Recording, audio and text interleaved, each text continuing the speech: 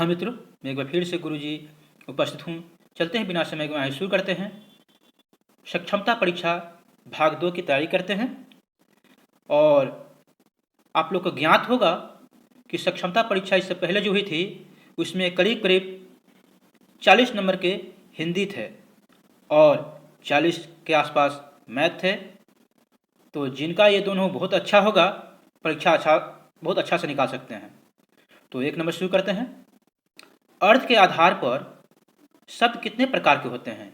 ए 1, B 2, सी 3 या D 4? जी हाँ, बताइए कितने प्रकार के होते हैं? तो 4 प्रकार के होते हैं। इसका आंसर डी है। आगे, इनमें से कौन सा शब्द एकार्थी शब्द है?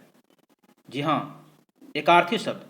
ए राधा, बी कणक, सी अर्थ या डी कर? जी बताइए। इसका आंसर ए है राधा। आगे चलते हैं। एकार्थी शब्द किस संज्ञा के होते हैं? एकार्थी शब्द किस संज्ञा के होते हैं? ए व्यक्तिवाचक, बी गुणवाचक, सी भाववाचक या डी द्रववाचक? जी हाँ, बताइए। तो इसका आंसर है ए व्यक्तिवाचक। आगे बढ़ते हैं 4 नंबर से। समानार्थी शब्दों को अन्य किस नाम से जाना जाता है? जी हाँ, ए पर्यायवाची शब्द, बी विलोम शब्द, सी अनेकार्थी शब्द या डी विपरीत शब्द? जी बताइए। तो इसका आंसर ए है पर्यायवाची शब्द। आगे चलते हैं 5वां नंबर। निम्न में से कौन सा विलोम शब्द युग्म है? बताइए। ए संख्या अंक, बी अच्छा बुरा, सी गंगा यमुना या डी सेब अनार? जी हाँ, तो अच्छा बुरा विलोम और शब्द युग्म है, बी। 6 नंबर। अर्थ के आधार पर सही शब्द युग्म पहचानिए। ए संज्ञा, विलोम अनेकार्थी और रूढ़, बी यौगिक पर्यायवाची विलोम, सी विलोम एकार्थी अनेकार्थी पर्यायवाची, डी संकर देशज विदेशज विलोम? थोड़ा समय ले लीजिए और देख लीजिए। इसका आंसर सी है विलोम एकार्थी अनेकार्थी पर्यायवाची शब्द। आगे देखते हैं 7वां नंबर। निम्न में से अनेकार्थी शब्द कौन सा है? ए कनक, बी गंगा, सी सच, डी राम? जी हाँ, बताइए। तो इसका है आंसर ए कनक। आगे बी 8वां चलते हैं। विलोम शब्दों को अन्य किस नाम से जाना जाता है? विलोम शब्द को अन्य किस नामों से जाना जाता है? बताइए। ए समानार्थी, बी विपरीतार्थी, सी एकार्थी या डी पर्यायवाची? विलोम मतलब उल्टा यानी विपरीत, यानी बी इसका आंसर है विपरीतार्थी। आगे 9वां नंबर। रूप या प्रयोग के आधार पर 9वां नंबर। रूप या प्रयोग के आधार पर शब्द कितने प्रकार के होते हैं? ए 1, बी 2, सी 3, डी 4?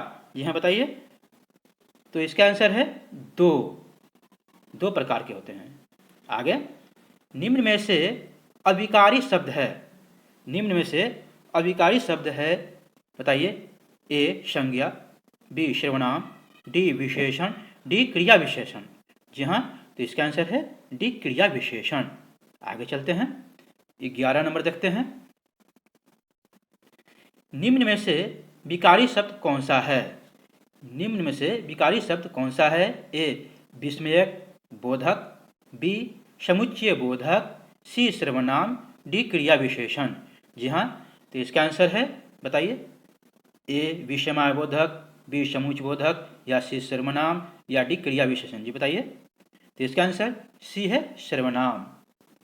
आगे 12 नंबर। सफाई किस प्रकार का शब्द है? सफाई किस प्रकार का शब्द है? ए विकारी, बी अविकारी, सी संकर या डी देशज? जी हाँ, तो इसका आंसर ए है विकारी। ठीक है, आगे चलते हैं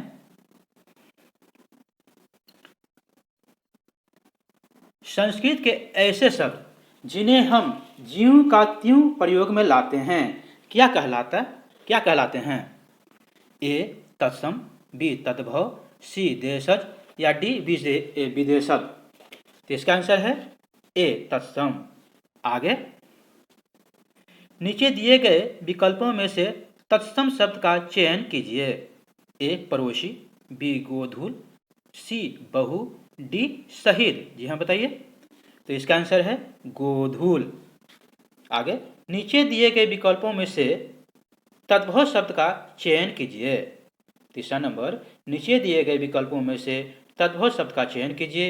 ए बैंक, बी मुंह, सी मर्म, डी प्रलाप। जी हाँ बताइए। तो इसका आंसर है बी मुंह। आगे वानर का तद्भव रूप है, वानर का तद्भव रूप है क्या है?